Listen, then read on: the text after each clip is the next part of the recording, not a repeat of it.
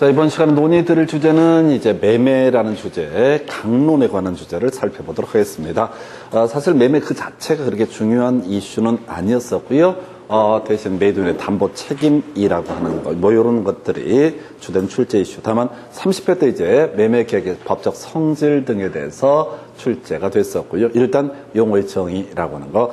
자, 매매라고 하는 것은 재산권의 이전, 이에 대한 대금 지급 의무, 이 두 개의 의사표시의 합체에 따라서 성립하는 계약을 매매 계약이라고 부릅니다. 그래서 우리 앞에서 이제 소유권 이전하는 건 가장 일반적인 예시값이 될 텐데, 과거 시험 지문에 지상권이라고 하는 거, 매매 대상이 될 수 있다 없다 했을 때 당연히 지상권도 권리 일종이니까 매매 대상이 될 수가 있습니다. 전세권 양도할 수 있다는 얘기는 매매 대상이 될 수 있다. 대신 지역권은 매매 대상이 되지 않는다라고 하는 거 설명드렸었고요. 저당권도 양도할 수 있다. 그래서 우리 저당권 챕터에서 공부할 때 이 저당권이라고 하는 거 피담보 채권, 돈 받을 권리랑 같이 묶어서 양도하는 것은 가능하지만 분리해서 양도하는 것은 허용되지 않는다. 그래서 소유권뿐만 아니라 지상권, 전세권, 저당권이라고 하는 것도 당연히 어떻다? 양도할 수 있다. 즉 매매 대상이 될 수가 있다. 이렇게 해석을 하게 됩니다. 자,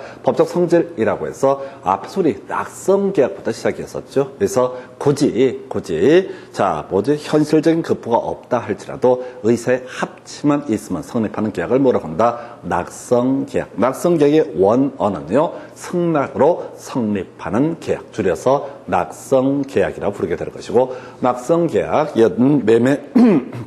매매계약은 일방 당사자는 재산권 이전의 의무, 타방 당사자는 대금 지급 의무라는 두 개의 채무가 각각 발생하기 때문에 쌍무계약으로서의 성격을 가지고 있다. 세 번째 이슈가 되는 게 유상계약, 쌍무계약은 어떻다? 유상계약에 관한 쟁점. 그래서 이미 앞에 공부했던 것 중에 하나가 쌍무계약일 때 파생되는 주제가 뭐가 있냐면요, 바로 동시이행의 항변권 얘기하고요, 또 하나가 위험부담의 법리, 이런 것들이 바로 쌍무계약과 관련한 개념이 되겠죠. 그 다음에 이제 또 하나, 지금 유상계약일 때는 소위 매매에 관한 규정을 준용한다라고 해서 앞으로 우리가 공부하게 될 유상계약은 임대차 계약도 있고 교환계약도 있습니다. 이런 것들도 어떻다? 바로 이런 것들은 기본적으로 매매에 관한 규정을 준용하게 된다. 해서 나중에 공부하겠지만은 교환 계약에 있어서도 매도인의 담보 책임에 관한 조항을 준용하게 될 것이고, 임대차 계약도 당연히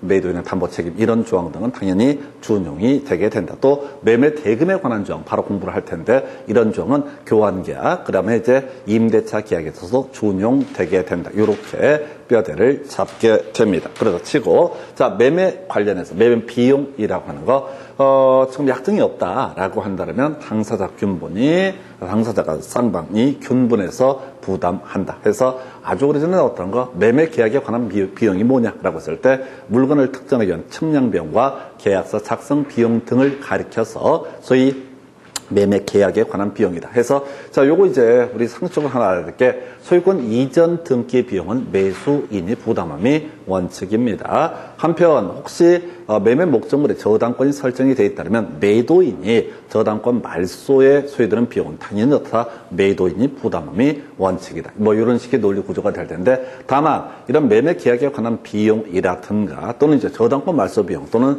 소유권 이전 비용, 이런 것들을 따로 이 특약을 통해서 누구한테 일방 당사자에게 부담케 하는 것, 이 자체도 다 유효한 것으로 해석을 하게 된다. 그래서 일단 출발점, 매매 비용은 매매 계약서 작성 비용과 측량 비용까지를 매매 비용이라고 부르고, 매매 비용은 달리 약정이 없으면 균분해서 부담을 하게 된다. 약정에 따르면 당연히 약정에 따르게 될 것이다 라고 할 것이고요. 그러면 과실수취권 얘기 가볼까요? 자, 소유권이 넘어가게 되면 과실수취권 이라고 하는 것도 새로운 매수인에게 넘어가게 될 겁니다. 그런데 이제 우리가 민법 186조 얘기할 때 그런 말씀을 드렸습니다. 백날 잔금 지급한다라고 할지라도 등기 넘어가지 않게 되면 이 사람은 어떻다? 소유권 취득할 수 없다. 그래서 법률 행위에 따른 부동산 물권 변동은 반드시 등기가 있어야만이 물권 변동의 효력이 발생한다. 소유권 이전의 효력이 발생한다라고 이렇게 봐야 되겠고요. 그래서 지금 이제 이 경우가 하나가 있어요. 지금 매수인이 대금을 완제했다. 자, 매도인한테 대금을 완납을 했다라고 했을 때 그럼 소유권 누구한테 속합니까? 따로 얘기 안 하면 여전히 매도인에게 소유권이 속하게 됩니다. 매수인이 소유권을 취득하기 전 따로 어떤 얘기, 등기를 넘겨받았다라는 얘기가 있어야 좋다. 이 사람은 그 권리를, 소유권을 취득한다. 이렇게 해석하는 거예요. 그러면 자, 매도인과 매수인 사이에서 자, 계약이 체결되고 이전 등기가 안 된 상태에서 혹시 매매 대금이 완제가 된다, 완납을 하게 된다라고 한다면 그때 과실수취권이라고 하는 것은 누구한테 귀속된다? 매수인에게 귀속된다. 이건 이제 어떤 식이냐면 이런 식이에요. 갑소 UX 부동산에 대해서 을이라는 임차인이 있습니다. 임차인이 존재하는 상태예요. 자, 그런데 갑이 이 문제 부동산을 병에게 양도를 하게 된다. 자, 해서 매매계약을 체결하고요. 병이라는 사람이 누구한테 갑에게 대금을 완납을 했습니다. 아직 병은 등기를 넘겨받기 전이기 때문에 이 부동산의 소유권 자체는 아직 취득을 못한 상태입니다. 자, 그런데 대금을 완납을 했다라고 한다면 자, 이 임차인이 내게 될 차임이라고 하는 거, 임대료가 되겠죠. 이 차임 수취권은 누구한테 대금을 완납한 병에게 귀속이 되게 된다. 이런 식의 얘기. 이게 대금을 완제했을 때 과실수취권이라고 하는 건 누구한테? 바로 매수인에게 있게 된다. 요런 건데 15년 동안 지문 1개가 2개 구성이 됐었습니다. 사례형 문제 구성할 때 툭 치고 나왔던 지문 중에 하나인데 일단은 등기에 넘어가지 않더라도 대금을 완납을 하게 되면 과실수취권이라는 것은 누구한테? 매수인에게 귀속이 되게 된다. 이렇게 봐야겠고요.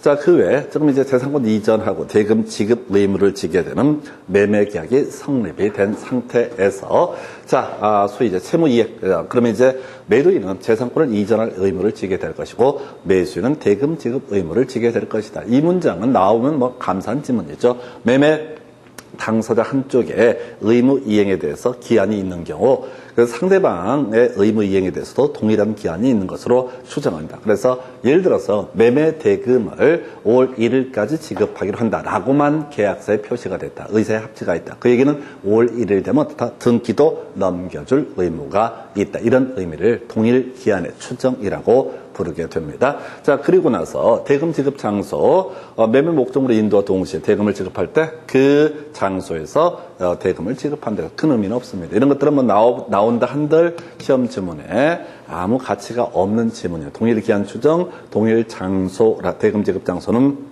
그 장소가 되게 된다. 이런 것들은 큰 의미는 없습니다. 그래서 다시 아무래도 여기서 이슈가 됐던 건 30회 때 나왔던 주제이기도 하고요. 바로 매매 계약은 낙성 계약이다 라고 하는 거. 낙성 계약이다. 두 번째 이슈가 되게 될 게 이런 게 있었죠. 지금 이제 쌍무 계약이다. 그래서 쌍무 계약이다 보니까 동시 이행의 항변권 문제가 터지게 될 테고 위험 부담의 법리라는 것도 문제가 되게 된다. 그래서 자, 쌍무 계약에 대해서는 위험 부담, 위험 부담의 법리하고 동시행의 항변권 이런 것들이 발생하고 유상 계약에 대해서는 소위 매매에 관한 규정을 준용을 하기 때문에 우리가 매매에서 공부하는 매매 비용에 관한 내용이라든가 과실수취권이라든가 또는 동일 기한의 추정 이런 것들 다 이 교환 계약 또 임대차 계약에도 준용이 되게 된다 해서 하여튼 이 파트는 거의 출제빈도가 떨어지고요. 아주 특이하게 30회 때 앞에서 우리가 계약법 총론 논의할 때 계약이 위험할 때 매매 계약에 관한 부분 출제가 됐다고 말씀을 드렸습니다. 그 다음 논의할 주제가요. 자, 이제 요건 무조건 한 문제 구성한 영역 중에 하나가 계약금 계약이라고 하는 것이 요건 무조건 한 해도 거르지 않고 무조건 한 문제. 그래서 일단은 계약금 계약은 어디서 공부했냐면 요물계약이라는 주제를 가지고 설명을 드렸던 주제입니다. 그래서 계약금 계약은 요물계약이다. 현실적인 급부가 이루어져야 어떻다 계약이 성립하게 된다라고 하는 거. 그리고 우리가 이제 전에도 한번 말씀드렸다시피 요물계약 얘기, 계약금이라고 하는 게 항상 있는 계약금 계약이 하는 것은 아닙니다. 그래서 우리가 식당에 가서 밥 한 끼 먹을 때, 밥 사 먹을 때 그때 계약금 교부하고 이러지 않습니다. 부동산에서만 좀 금액이 비싸다 보니까 소위 계약금이라는 것을 거는 경우가 있는데 자, 이게 지금 그거부터 가야 돼. 우리가 매매 계약의 성질을 논할 때 낙성 계약이라고 그랬어요. 그래서 계약서를 쓰지 않는다라고 할지라도 계약서를 쓰지 않더라도 당연히 어떻다 계약금, 매매 계약은 성립하게 되는데, 자, 매매 계약의 성질, 요물 계약이라 해서, 자, 계약금 전부의 지급이 이루어져야 어떻다? 계약금 계약은 성립한다라고 하는 거 요구하는 상식이 되겠습니다. 자, 다시요. 계약금, 자, 갑소유 X 부동산에 대해서 을에게 1억에 매도하기로 계약을 체결하고, 계약금은 예를 들어서 계약금은 1,000만 원이라고 약정을 합니다. 계약금 1,000만 원이라고 약정을 하게 됩니다. 자, 그리고 실질적으로 계약금 계약이 성립하기 위해서는 계약금 1,000만 원 지급하기로 합니다라고 의사의 합치가 있다고 해서 계약금 계약이 성립한 것은 아니고, 계약금 1,000만 원 지급이 이루어져야지 어떻다? 계약은 성립하게 된다. 다시요. 자, 이 부분에서 뭐가 있냐면, 자, 계약금 계약을 제외하고 갑소유 X 부동산을 을이 1억에 사겠다라는 의사의 합치가 있으면 그냥 계약서 안 써도 뭐라고요? 자, 당연히 매매 계약은 그대로 성립합니다. 근데 우리 부동산의 매매 계약 등에 있어서는 특이하게 금액이 크다 보니까 관행적으로 계약금 약정을 하고 계약금 계약을 체결하는 게 일반적인 모습입니다. 근데 계약금 계약은 요물 계약이다라고 이렇게 얘기를 합니다. 요물 계약이다. 그래서 현실적으로 계약금의 교부가 이루어져야지 어떻다? 계약금 계약은 성립한다. 그래서 계약금 1,000만 원 주기로 약정을 하고, 만약에 이 계약금의 중에서 500만 원만 만약에 입금을 했다. 그러면 그건 계약금 계약이 성립하지 않은 겁니다. 반만 성립한 게 아니라 계약금 계약은 요물 계약, 그 약정한 대로 전부를 다 지급해야지 어떻다? 계약은 성립을 하게 된다. 요렇게 그림을 잡게 됩니다. 자, 그래서 계약금 계약금 약정을 하고 계약금을 집어넣지 않는다. 그러면 계약금 계약 자체가 다 성립하지 않는다라고 할 것, 요게 하나 이슈가 되게 됩니다. 자, 그래서 요거 하나, 요게 나중에 왜 중요한 의미를 갖냐면은, 우리가 해약금연 계약 해제라는 개념이 있어요. 앞에서 이런 게 있었습니다. 채무 불이행에 따른 계약 해제라고 해서 이행기에 이르도록 상대방의 채무를 이행하지 않았을 때 일방 당사자가 그 채무를 이행하지 아니한 귀책 사유 있는 자에 대해서 계약의 효력을 소급해서 소멸시키는 것을 해제라고 이렇게 불렀었고, 그래서 엄밀히 따지면 채무 불이행에 따른 계약 해제라는 개념이 되는데, 해약금연 계약 해제라고 하는 것은 중도금 지급하기 전에 계약금을 포기하거나 배액을 상환하고 요거 계약 자체를 엎어버리는 것을 해약금연 계약 해제라고 얘기를 합니다. 다만 해약금연 계약 해제가 논해지기 위해서는 무조건 계약금 계약이 성립해야지 해약금연 계약 해제 여부를 따져 물을 수가 있다. 요 좀 이따 따로 설명드릴 주제가 되겠고요. 또 하나가 요거예요. 종된 계약이라고 되어 있습니다. 그래서 계약금 계약은 매매 계약의 종된 계약이다 라고 이렇게 얘기를 합니다. 그래서 자, 만약에 이 매매 계약 자체가 빠그러졌다 해서 무효가 되거나 취소가 되거나 해제가 되게 되면은, 이때는 계약금이라고 하는 것, 요 계약금 계약 자체도 다 소멸하기 때문에 부당이득 환원의 법률에 따라서 다 토해내야 된다. 요렇게 가게 됩니다. 근데 거꾸로요. 이런 경우이겠다. 계약금 약정을 한 상태에서 계약금을 지급하지 않아서 계약금 계약이 성립하지 않았을 때 이 매매 계약이 무효가 되거나 취소를 하거나 해제를 할 수가 있느냐라고 해서 이건 안 되는 거야. 주가 사라지게 되면 종도 사라지지만 종이 문제가 있다고 해서 주가 문제가 발생하는 것은 아니다라고 하는 거. 자, 그래서 다시 계약금 계약이라고 하는 것은 종된 계약 이렇게 해석을 하게 됩니다. 그래서 요물 계약, 종된 계약. 다시 갑시다. 계약금 계약은 요물 계약. 실질적으로 계약금의 교부가 이루어져야지 어떻다? 그 계약금 계약은 성립하게 되고, 그 후에 해약금은 계약 해제 문제로 연결이 될 수가 있다. 한편 계약금 계약은 매매 계약의 종된 계약이기 때문에 소위 이름하여 이 계약가자 매매 계약이 무효 취소 해제가 되어버리면 계약금 계약도 효력을 잃게 될 것이고, 혹시 받은 게 있으면 나중에 부당이득 환원의 법률에 따라서 토해내는 건 별개의 문제로 본 계약에는 어떤 영향도, 매매 계약 자체에는 어떤 영향도 미치지 않는다. 이렇게 해석합니다. 그 다음에 이제 이 계약금은요, 다 당사자 사이에 다른 약정이 없으면 계약금으로 추정한다. 이게 뭔 소리냐면 계약금 계약이 성립했다라고 하게 되면은 계약금 계약이 성립했다라고 하면 뭘 할 수 있다고요? 해약금 해제라는 것을 할 수가 있다 이 얘기예요. 그래서 이건 지문 그대로 이제 구성이 되는 거야. 물론 뒤에서 일정한 요건을 충족을 해야 됩니다. 총 3가지 요건을 충족을 해야지 계약금은 계약 해제가 가능한데 또 하나 계약금은 증약금으로서의 성질이 있다. 약속의 증표로서의 성질을 가지고 있다. 그냥 의미 없습니다. 그리고 지금 15년 동안 2번 나왔던 것이 계약금, 위약금 약정을 두는 경우 위약금으로 성계약도 갖는다. 뭐 이런 얘기 나오는데 위약금 얘기는 버리시기 바랍니다. 영향가 없어요. 요건 이제 1년에 제가 한 문제가 무조건 구성이 된다고 그랬는데 2가지 설명을 일단 드렸어요. 계약금 계약은 요물 계약이다. 현실적인 급부가 이루어져야지 계약금 계약이 성립할 수 있다. 일부라도 계약금을 지급하지 않으면 계약금 계약은 성립하지 않는다라고 하는 게 하나의 이슈. 2번째 이슈. 계약금 계약은 종된 계약이다. 그래서 매매 계약이 나가리가 되면 계약금 계약도 나가리가 되지만 계약금 계약이 나가리가 됐다고 해서 매매 계약이 무효 취소 해제가 되는 것은 아니다라고 보셨고요. 그 다음에 제일 중요한 이슈는 아무래도 바로 해약금연 계약 해제라는 개념과 연계가 됩니다. 그래서 자 해약금연 계약 해제 볼까요? 자 지금 3가지 요건을 충족을 해야지 해약금연 계약 해제라는 것을 할 수가 있다. 이 셋 중에 어느 하나라도 충족을 못하게 되면 해약금연 계약 해제는 허용되지 않는다. 셋 중에 하나입니다. 그래서 첫 번째, 자, 3개 다 갖춰져야 돼요.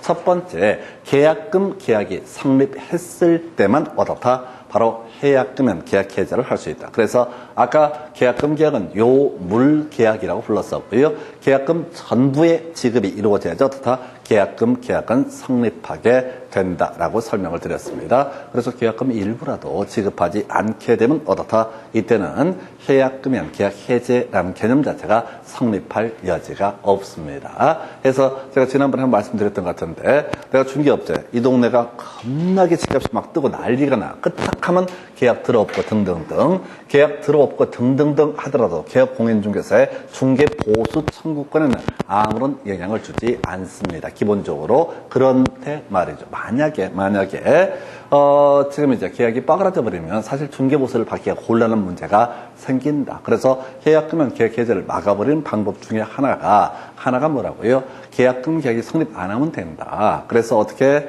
5천만 원만 계약금 걸기로 했으면 꼭 4,990만 원만 넣는 거지.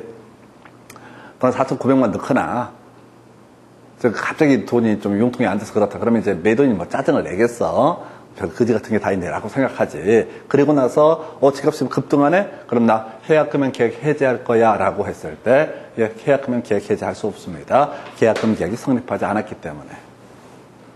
개공의 힌트. 자, 계약을 어떻게든 간에 해약금연 계약 해제 등을 막는 방법, 계약금 계약의 성립을 막아버린다라고 하는 거, 요게 하나의 포인트가 되게 될 것이다. 2번째 이슈. 자, 배제 특약 없을 것이라고 하는 거. 만약에 해약금연 계약 해제를 배제하는 특약을 넣게 되면 어떻다? 이것은 해약금연 계약 해제를 할 수가 없다라고 하는 거. 그래서 자, 해약금연 계약 해제를 배제하는 특약 그 자체도 어떻다? 유효하다라고 하는 거. 특약 없을 것이라고 하는 거. 이게 2번째 요건. 3번째 이슈가 이행의 착수 전일 것이라고 되어 있습니다. 자, 이행의 착수는요, 기본적으로 대금 지급의 청구. 자, 중도금의 지급을 가리켜서 이름하여 뭐라고 한다? 소위 이행의 착수라고 부르게 됩니다. 또는 이제 중도금 지급은 별개 문제로 등기 교부하겠다라는 의사표시도 소위 뭐가 된다? 이행의 착수라고 볼 수가 있을 겁니다. 그래서 자, 등기, 자, 볼까요? 지금 이제 우리 판례대로 가게 되면 중도금 지급하는 게 대부분의 문제 이슈가 되는데 중도금 지급 말고요. 계약금을 걸고 바로 잔금을 지급을 하겠다라고, 잔금을 지급하겠다라고, 중도금 없이 잔금으로 갈 수도 있거든요. 잔금 지급할 테니까 등기 넘겨달라고 요청한 것도 어떻다?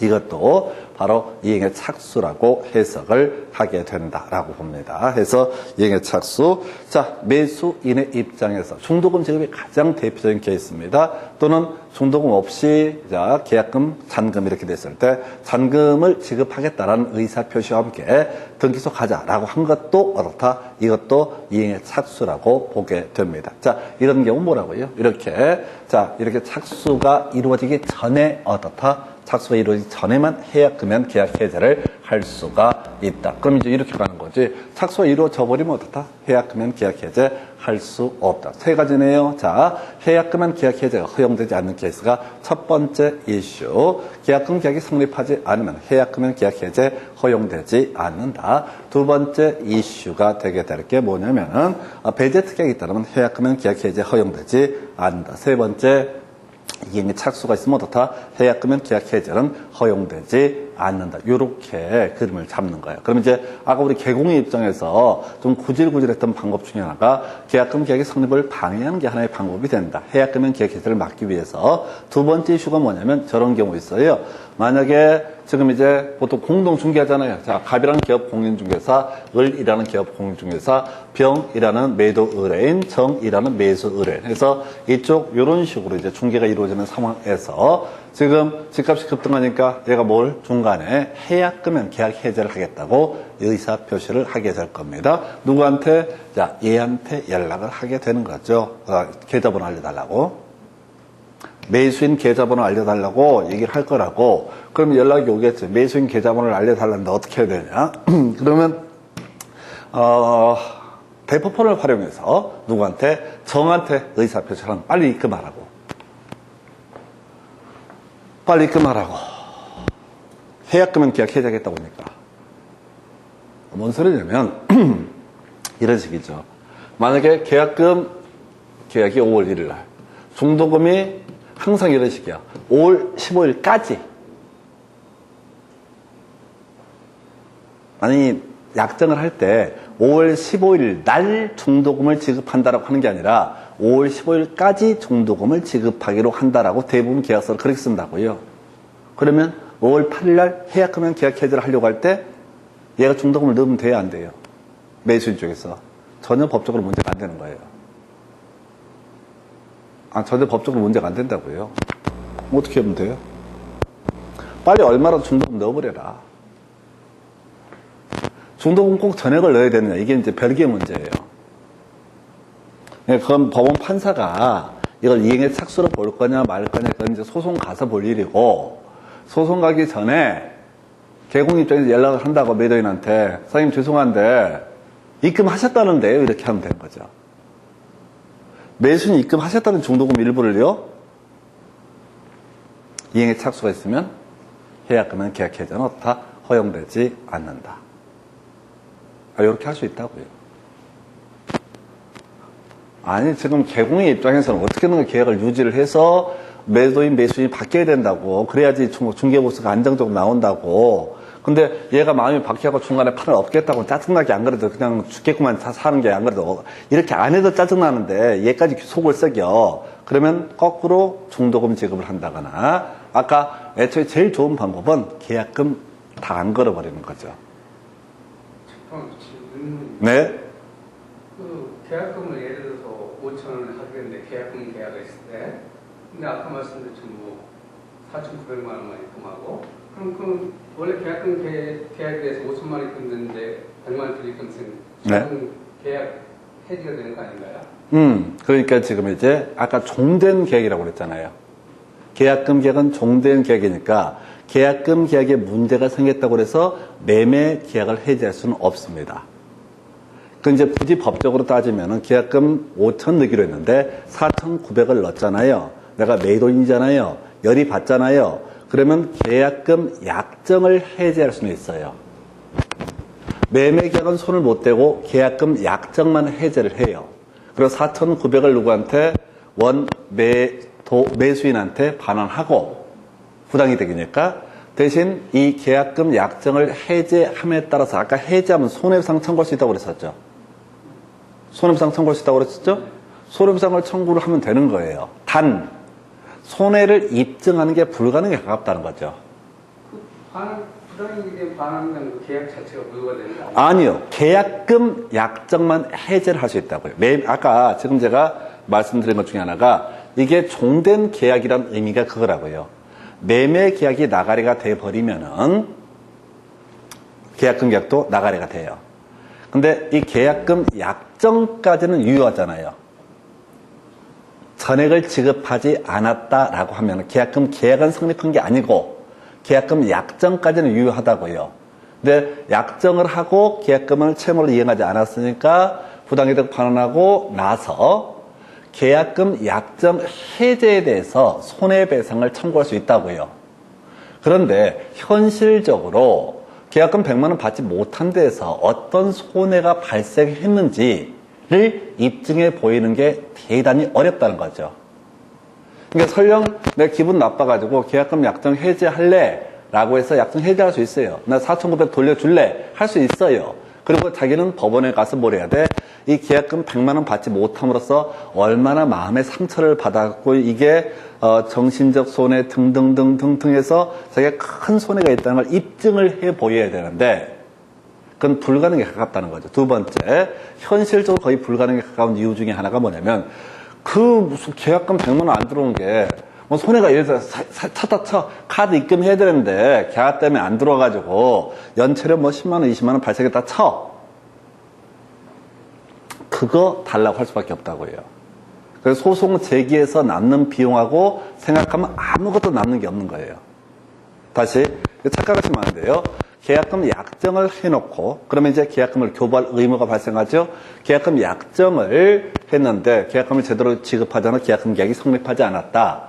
그러면 계약금 약정을 해지하고 계약금 약정에 관한 부분에 대해서는 뭘 주장할 수 있다? 손해배상을 청구할 수 있다. 그러나 주된 계약인 매매 계약은 손을 댈 수가 없다는 거예요.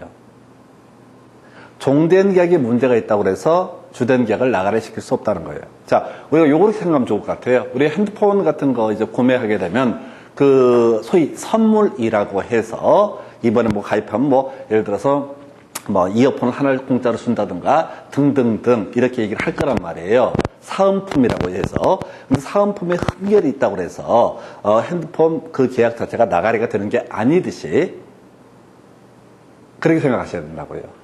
그래서 다시 계약금 계약이라고 하는 것은 계약금 약정, 그래서 약정에다가 플러스 뭐라고요? 현실적 급부라고 하는 게 이루어져야지 계약금 계약이 성립하게 됩니다. 계약금 계약이 성립해요.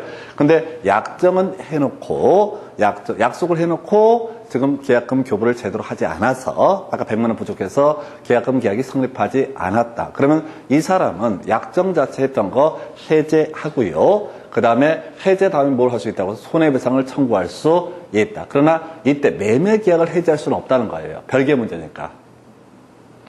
이게 자꾸 현실하고 헷갈려서 그런데 아예 별개로 보셔야 돼. 그러니까 제가 아까 전에 예를 들었던 게 편의점 가서 빵 하나 살 때 계약금 걸어요? 안 걸어요? 계약금 안 걸어요. 100원 계약금 걸고 이렇게 안 한다고 그냥 바로 현금으로 주고받고 하는 거라고요. 거기는 계약금 계약이 없는 거예요. 매매 계약에 반드시 계약금 계약이 들어갈 이유도 없어요.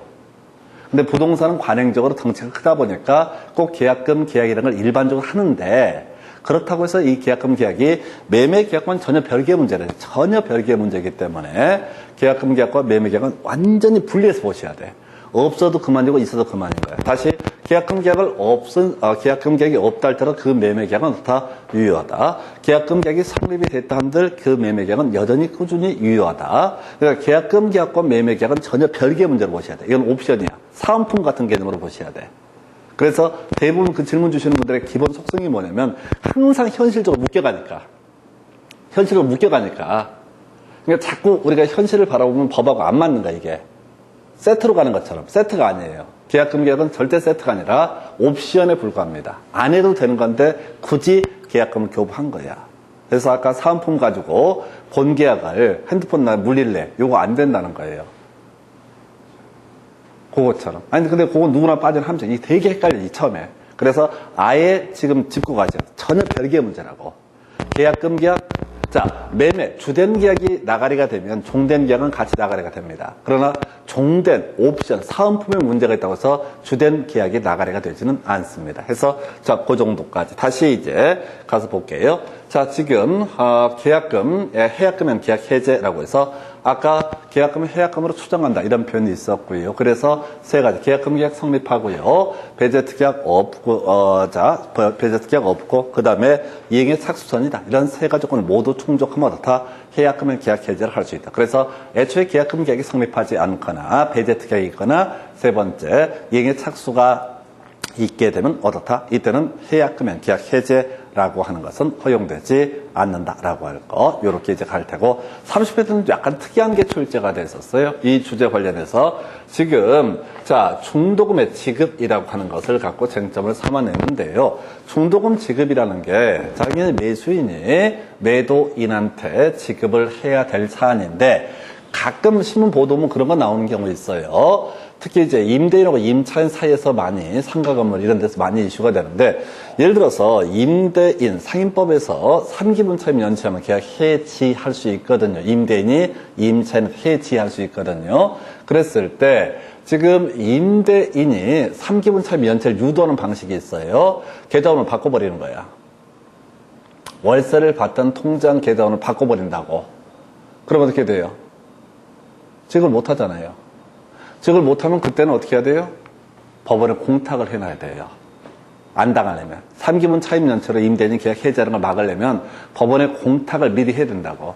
내가 지금 돈을 줘야 되는데 지금 넘겨줄 방법이 없어서 그래서 우선 법원에 일단 맡겨놓는다. 이렇게 하는 게 공탁이라는 개념이에요. 근데 이때 이제 문제가 되는 게 이거죠. 지금 매도인하고 매수인하고 매수인이 매도인한테 뭐를 중도금을 지급을 한다. 또는 이제 이때 굳이 공탁까지 갈 필요 없는 것이고 또 거꾸로 마찬가지. 여기서 나온 얘기인데 지금 해약금은 계약 해제를 한다고 했죠. 해서 이런 요건 계약금 계약 체결됐고 배제 특약 없고 이행의 착수 전이다라는 요건을 충족을 했을 때 해약금은 계약 해제를 할 수가 있거든요.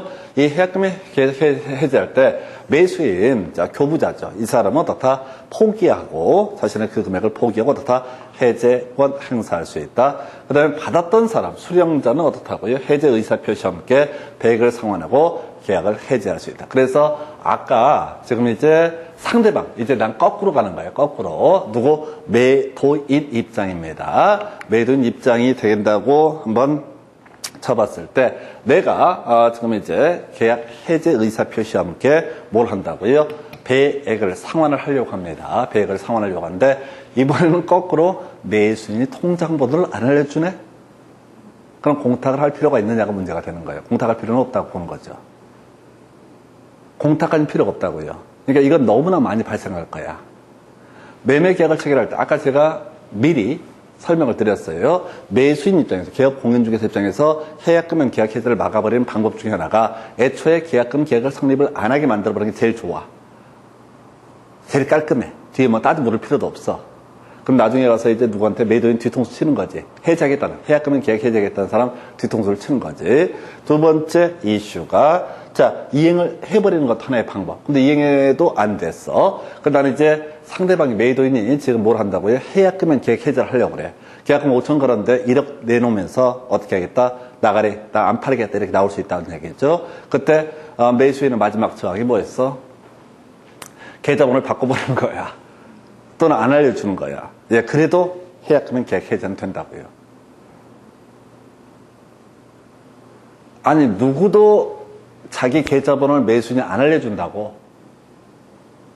아니, 얘기한다고요. 지금 집값이 예를 들어서 착착착 막 급등을 하고 있는 상황이야. 계약금 5천 걸었는데 지금 여윳돈 있으면 중도금 내고 싶은데 여유가 안 돼서 중도금 못 냈다고. 그런데 매도인이 해약금은 계약 해제를 하겠다고 연락이 왔다고요. 통장번호 알려달라고. 그래서 모른 척 한다고 되는 게 아니라고.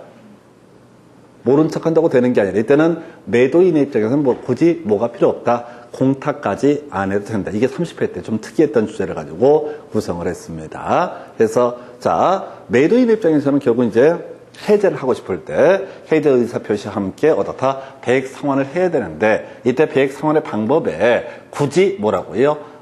굳이 저것까지는 필요가 없다. 공탁까지는 할 필요가 없다라고 하는 거예요. 해제 의사 표시 있다는 것만 입증해 보이고 그 사람이 나중에 뭐라고요? 계좌번호 안 알려줬다라는 게 입증을 해 보일 수 있다라면 그것만으로도 어떻다고요? 바로 지금 해약금융 계약 해제는 이루어진 것으로 본다. 이렇게 봐야 됩니다. 그래서 자 소심한 매수인 계좌번호 짱 박혀서 안 알려준다고 해서 해결되는 문제는 아니다. 그래서 애초에 두 가지 이슈. 이미 이행에 착수를 해버리거나 또는 이 배제 특약 배제 이런 것들은 안 먹히는 거예요. 현실적으로. 특히 지갑시들 우려가 있는 지역들에서는 CR도 안 먹히니까 자 지금 중도금을 지급해버리거나 또는 아예 계약금 계약을 성립하지 않도록 해버리는 것도 하나의 방법에서 30회 조금 특이했던 문제가 구성이 됐고요.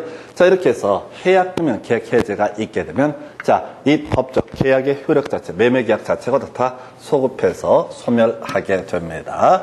자 원상회복 손해배상의 문제 발생하지 않습니다. 다시 출발해 볼까요? 우리 앞에서 채무 불이행에 따른 계약 해제라는 개념이 있었죠. 채무 불이행에 따른 계약 해제. 그러면 여기서 원상 회복의 문제 있었고 주로 이슈가 됐던 게 부당이득 반환할 때 이자까지 반환을 해야 된다. 그리고 같이 하나가 뭐 있어요? 손해배상이라고 하는 거 청구할 수 있다. 이게 가장 일반적인 채무 불이행에 따른 계약 해제 법률 관계였었죠. 그리고 시험용으로 주로 이슈가 됐던 게 합의 해제에 있어서는 이자 지급하지 않아도 된다. 그리고 손해배상 문제 발생하지 않아도 된다. 이런 주제가 있었고, 그 다음에 이제 합의 해제도 그렇고, 그 다음에 지금 해약금에 의한 계약 해제라고 하는 것도 뭐라고요? 이런 원상 회복이나 손해배상의 문제는 발생하지 않는다. 요걸로 다 통치게 되게 됩니다. 요걸로 통치게 되는 거. 그래서 요렇게 두 개 비교를 해 보셨고요. 그래서 하여튼 지금 이 파트 계약금 계약이라는 게 매년 무조건 한 문제 구성이 되다 보니까 골고루 이거 한번 냈다 저거 한번 냈다가 요렇게 디테일하게 구성하는 파트가 계약금 계약. 요건 워낙 중요하니까 한 번만 더 정리를 하겠습니다. 자, 계약금 계약이라고 하는 거 요물 계약이라고 불렀습니다. 그래서 자, 계약금의 교부 자체가 이루어져야죠. 다 계약금 계약은 성립하게 된다. 일부라도 계약금을 지급하지 않게 되면 계약금 계약은 성립하지 않고 계약금 계약이 성립하지 않게 되면은 계약금융 계약 해제 이런 것은 전혀 문제가 되지 않는다. 이렇게 봐야겠고요. 종된 계약이라고 해서 매매 계약이 나가리가 되면은 이 계약금 계약도 나가리 해서 부당이득 반환의 법률에 따라서 다 토해져야 되는데 문제는 아까 계약금을 교부하지 않는 등 자 이렇게 계약금 계약이 자 성립 과정에서 성립이 되지 않았다라거나 이렇다고 해서 매매 계약 자체에 어떠한 영향을 줄 수는 없다. 즉 아까 계약금의 약정만 하고 교부를 안 했다고 해서 매매 계약 자체를 해제하는 것은 허용되지 않는다. 이렇게 봐야 되고요.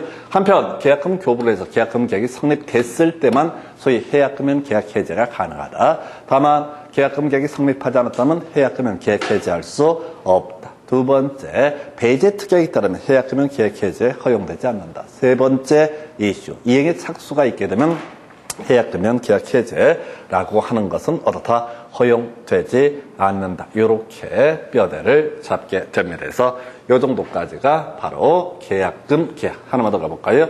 자, 지금 이제 매매 일방 예약 얘기하고요. 자, 환매 간단하게 보고 설명을 드릴 텐데, 이 매매 일방 예약하고 환매는 보통 2, 3년에 번갈아 가면서 한 문제씩 구성되는 영역. 그래서 우리가 앞에서 계약의 종류 등을 논할 때 이런 거 있었죠. 쌍무계약과 편무계약, 낙성계약과 요물계약, 그 다음에 유상계약과 무상계약, 요식계약과 불요식계약, 예약과 본계약 이렇게 하면서 예약 얘기 한번 공부했던 적이 있습니다. 그래서 이렇게 이제 예를 들었어요. 갑소유 X 부동산에 대해서 을과 이때는 매매가 아니라 임대차 계약을 체결을 했던 사안입니다. 그래서 이 을이라는 사람이 임차인으로서 지위를 가지고 있는데 갑한테 임대차 계약을 체결할 때 특약을 넣습니다. 혹시 갑이 이 문제 부동산을 혹시 제3자에게 매각을 하고자 한다라고 했을 때 누구한테? 을에게 우선 매수권이라는 것을 부여하기로 우선 매수권을 부여하기로 약정을 한 임대차 계약을 체결을 하게 됩니다. 자, 이게 매매 일방 예약이라는 개념이 되게 될 것이고요. 그래서 나중에 갑이 몇 년 있다가 병이라는 사람한테 이 문제의 물건을 팔고자 한다라고 했을 때 누구한테 물어봐 줘야 돼요? 자, 을한테 물어봐 줘야 됩니다. 자, 이 금액에 살 거냐라고 했을 때 네라고 얘기하면 그걸 우리가 예약 완결권의 행사라고 부르게 될 것이고요. 자, 매매 일반 이야기에 있어서 상대방이 매매를 완결할 의사를 표시한 때 그 매매로서의 효력이 발생한다라고 이렇게 얘기를 합니다. 그래서 이게 바로 뭐라고요? 예약 완결권 행사의 효과라고 이렇게 얘기를 합니다. 그래서 그냥 단순한 거야. 그러면 얘가 사겠습니다라는 그런 의사 표시를 하게 되면 그 자체로 어떻다? 이미 매매 계약은 성립이 되게 됩니다. 즉, 갑의 입장에서는 이 부동산의 등기를 누구한테? 을에게 넘겨줄 의무를 지게 될 테고, 을의 입장에서는 갑에게 대금 지급 의무를 발생을 하게 되는 거예요. 이걸 우리가 바로 예약 완결권의 행사라고 부릅니다. 그래서 이것도 현실적으로 상당히 많대요. 그래서 예약 완결권, 매매 일방 예약이 성립하려면 예약에 따라서 맺어질 본계약의 요소가 되는 매매 목적물, 이전 방법, 매매 가액 등등 등이 확정되거나 확정될 수 있어야 된다 해서 자, 목적물 확정되죠. 매매 가액이라는 것도 확정될 수 있습니다. 언제 다른 사람이 사겠다는 그 금액에 내가 사겠다라고 이렇게 예약을 해두게 됩니다. 그래서 그 시점에 병이 이것을 만약에 1억에 사겠다라는 어떤 청약을 넣었을 때 이 사람이 팔 의사가 있게 되면 먼저 물어봐야 돼. 병이 나한테 1억에 사겠다고 연락이 왔는데 내가 그동안은 팔 생각이 없다가 이번에 여차저차에 팔아보려고 한다. 1억에 살 거냐라고 했을 때 오케이 하게 되면 뭐라고요? 이게 예약 완결권 행사다라고 이렇게 얘기를 합니다. 그래서 자, 제척기간 10년이고요. 우리가 동시이행의 항변권과 비교를 해야 되죠. 우리가 동시이행의 항변권이라는 것은 상대방의 채무 불이행을 이유로 해서 자신의 이행 지체를 부인하는 개념을 동시이행의 항변권.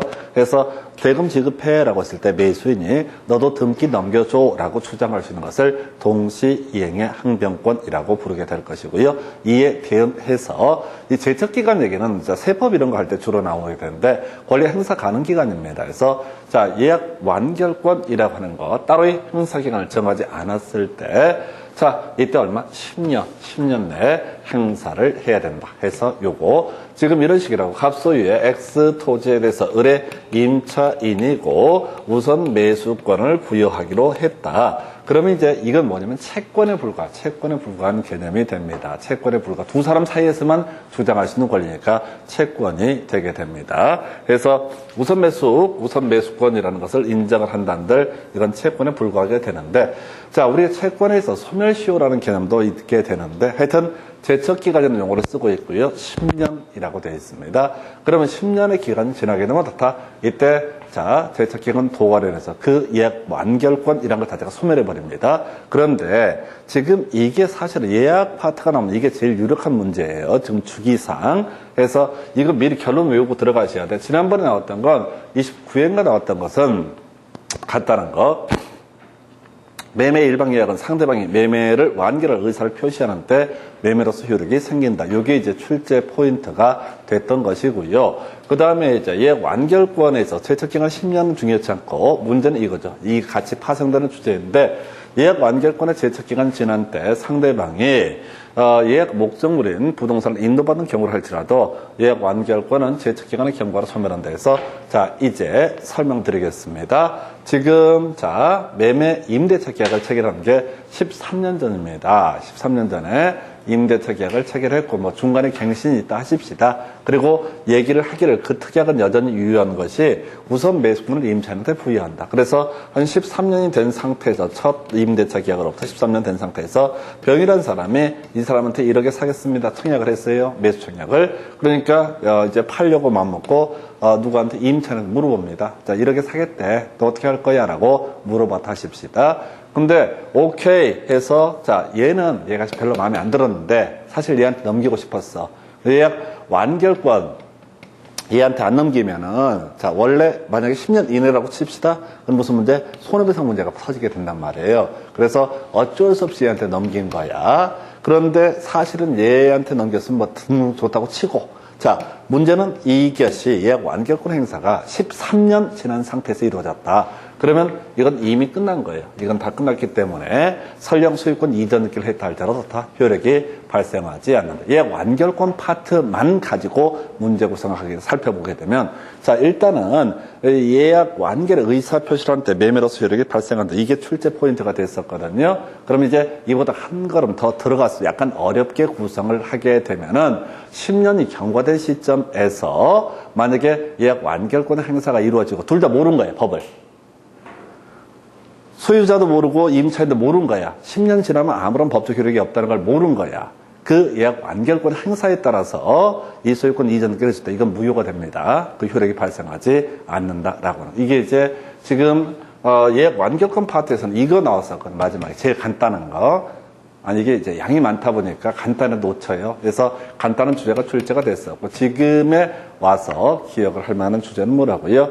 바로 예약 완결권 10년 지나게 되면 제척기간 도관에서 소멸하게 되고 설령 소유권 이전 등기가 넘어갔다 할지라도 이건 어디서 전혀 효력이 발생하지 않는다. 그래서 자, 두 개로 가십시다. 혹시 예약 완결권이라는 개념이 나오게 되면 예약 완결의 의사 표시를 하게 되면 어떻다? 매매로서 효력이 발생한다. 두 번째, 10년 지나서 예약 완결권 행사하면 어떻다? 무효 해서 설령 서로 몰라서 다 법에 대해서 무지해서 10년 지난 상태에서 예약 굳이 물어보고 또 예약 완결권 행사를 하고 등기를 넘겨받고 이런 것들 다 어렵다. 법적으로 효력이 없다라고 얘기합니다. 그래서 요게 지금 나왔으니까 완결 의사표시를 할 때 그 효력이 발생한다고 출제가 됐으니까요.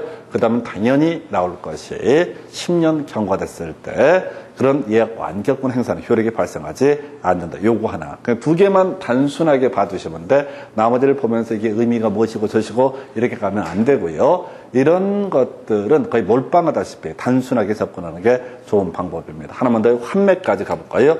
특수한 형태의 매매로서 환매. 바꾸란 자 삶의 자인데요. 바꿔 사는 거죠. 뭔 소리냐면 자 이런 식이에요. 갑소유 X 부동산에서 을이 자 매수인이 됩니다. 매수인이 돼서 갑에서 X 부동산 등기를 보니까 갑에서 을로의 소유권 이전 등기가 이루어진 상태입니다. 근데 거기에 특약을 넣은 거야. 자, 매도인이 일정 기간 내에 일정한 금액을 지급하면 매수인은 반드시 누구한테 바로 매도인한테 팔기로 한다라는 환매 특약을 넣어서 소위 이제 매매계약이 이루어졌습니다. 자, 그때 얘기예요. 해서 자 매도인이 매매계약과 함께 환매권을 유보해서 나중에 유보를 해줬다가 환매권 행사를 통해서 다시 목적물을 매수하기로 약정을 하는 거 이걸 우리가 환매라 부르는데 자 볼까요? 자 환매 특약은 매매계약과 동시에 하여야 한다. 자 29회 때인가 나왔던 출제 포인트죠. 해서 매매 계약을 하는 시점에서 미리 어떻다 환매 특약이 이루어져야 되고 요거랑 같이 이제 연계가 되는 게 등기 얘기가 나오게 됩니다. 해서 매매 대상물이 부동산이었을 때 매매 등기와 포인트 뭐라고요? 동시에 환매권 유보를 등기했을 때만 이게 제3자에 대해서 효력이 있다. 자, 가볼까요? 갑소유 X 부동산을 을에게 매도하는 계약을 체결을 하고요. 을에게 매도하는 계약을 체결을 하고 이렇게 가게 됩니다. 자, X 토지의 등기를 보니까 갑에서 을로의 소유권 이전 등기가 이루어지고 그 다음에 환매하기로 한다. 갑이 일정 기간 내에 다시 사기로 한다는 이 특약을 부기 등기 형식으로 집어넣은 상태입니다. 현재 소유자는 누굽니까? 매수인이 등기 넘겨받았으니까 소유자가 되게 됩니다. 그때 이 얘기라고요. 환매 특약은 매매 계약과 동시에 해야 되고 그 다음에 자 등기, 환매 특약이 등기가 돼 있지 않게 되면 제3자에게 대항하지 못한다. 무슨 얘기냐면 이 을이 병한테 환매 특약이 된 자 환매 특약을 맺었어요. 다시 갑시다. 환매 특약을 맺었습니다. 근데 귀찮아서 등기는 갑에서 을로의 소유권 이전 등기만 해놓은 상태 현 소유자 누가 됩니까? 을이 소유자가 되게 됩니다. 을이 소유자인 상태에서 지금 을이 병한테 팔아먹을 수 있어요? 없어요? 당연히 팔아먹을 수 있죠. 을 거니까. 환매 특약이 되고 말고 하면 별개의 문제로 당연히 을 소유니까 을은 당연히 팔 수가 있다고요. 을에서 병으로의 소유권 이전 등기가 이루어지면 어떻다? 병도 소유권을 취득을 하게 됩니다. 그런데 가볼까요? 이게 애초에 환매 특약까지 등기가 돼 있다. 라고 한번 해보겠습니다. 갑에서 을로 소유권 이전 등기를 할 때, 환매 특약의 등기까지 이루어진 상태, 환매 특약의 등기까지 이루어진 상태. 그러면 을은 자, 병한테 이 부동산을 팔아먹을 수 있다, 없다? 있다고 내 거니까. 을 거니까 팔 수는 있다고. 대신 여기에는 환매 특약이 있다는 걸 병은 알 수가 있는 거죠. 살 때. 등기부를 볼 거 아니에요? 다시 갑이 을한테 팔면서, 근데 대부분 환매 특약은 뭐냐면요. 돈 빌리는 케이스의 대부분이. 우리가 앞에서 저런 거 있었죠. 뭐가 있었냐면 양도담보. 양도담보라고 하는 게 뭐냐면 돈 빌려주면서 돈을 안 갚으면 어떻다? 청산금을 지급하고 뭘 하겠다? 소유권 자체를 갖겠다. 이게 양도담보권이라는 개념이었어요. 다시 돈 빌려주면서 가등기 담보권을 설정하면 둘 중에 하나일 수 있다고 그랬어요. 청산금 지급하고 소유권을 취득하거나 또는 경매 청구를 해서 자신의 채권을 회수하는 방법이 가능했고, 양도담보라고 하는 것은 아예 소유권 이전기를 넘겨주면서 거기다 양도담보의 취지다라고 표시를 해두게 되면은, 자, 이때 이 사람은 양도담보권자는 나중에 채무자가 변제를 안 하게 되면 어떻다고요? 자, 청산금 지급하고 소유권을 취득하는 제도라고 그랬다고. 이 양도담보랑 환매는 거의 똑같습니다. 현실에 있어서는. 갑이 지금 돈이 필요한 거야. 그래서 을한테 돈을 융통을 하는 거야. 근데 담보물로 뭐를, 자, 이 X 부동산을 담보물을 내놓은 꼴이야. 또 같다고. 양도담보든 뭐든 간에. 근데 더 깔끔하죠, 환매가. 을의 입장에서는 나중에 청산금을 지급하고, 소유권 취득하고 복잡스럽잖아. 그잖아요. 을의 입장에서는 돈 받는 게 돈 꿔주는 지금 갑이야, 갑, 진짜. 돈 꿔주기 싫어, 그렇게 복잡하게 하면은. 자기 법도 모르고. 그러니까 일단 등기 넘겨라. 대신 환매 특약을 해주겠다. 그걸 등기도 해주겠다. 그래서 을이 이걸 가지고 있는 상태, 병한테 팔아먹을 수 있냐? 팔아먹을 수 있다고요. 대신 환매 특약 등기가 돼 있으면 갑은 누구한테? 병한테 환매권을 주장할 수 있다고요. 병은 안 사겠죠, 확률상. 이제 환매 기간이라는 게 문제가 되긴 하는데, 환매 기간 내라고 치면 병은 안 사는 게 나아. 샀더니만 다시 돌려달래. 물론 돈을 받을 수 있겠지만은, 그 돈 받을 거, 자기는 지금 부동산을 취득하는 게 목적이지, 다시 이걸 돈을 그 금액에 받는 건 목적이 아니잖아요.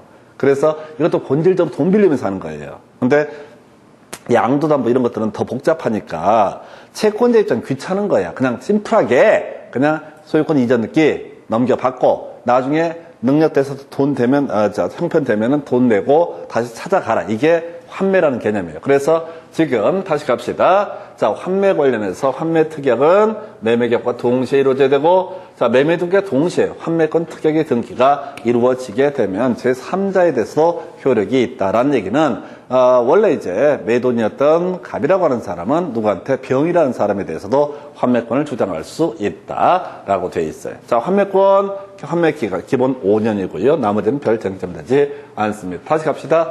환매 특약이라는 거. 자, 우리 아까 계약금 계약이 매매 계약이 종된 계약이듯이 환매 특약이라는 것도 먹어야 되는 거예요. 바로 매매 계약이 종된 계약이 되게 된다. 이렇게 출발을 했었고요. 문제는 자, 환매 특약과 매매라고 하는 건 동시에 이루어져야 되고요.